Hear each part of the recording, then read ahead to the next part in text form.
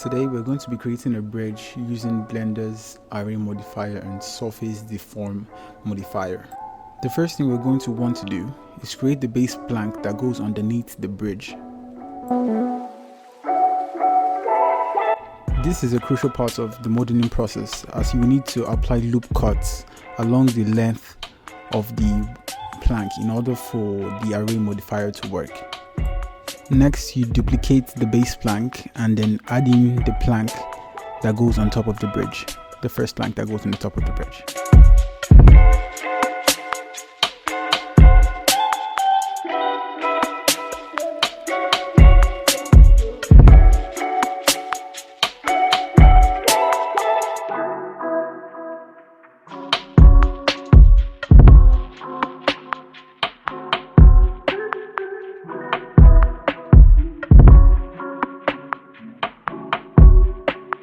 Now you go over to the Add Modifier section and click on Arrays.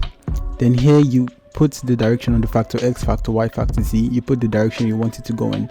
In this case, you want it to go in the Y direction, so we increment it by 1 and 0 on the X and 0 on the Y. Next, we put in the number of planks you want to form. For this one, I decided to just experiment and see what comes out looking good for me, and you can do the same.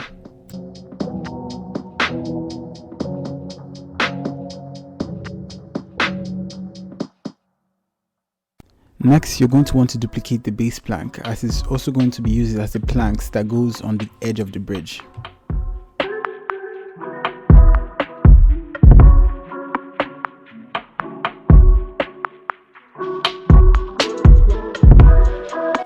After this, using the Ctrl J shortcut, we're going to join the entire bridge together as one mesh.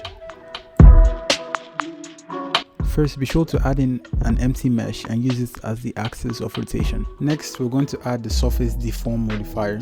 Set the mode to blend and the axis, leave it as X.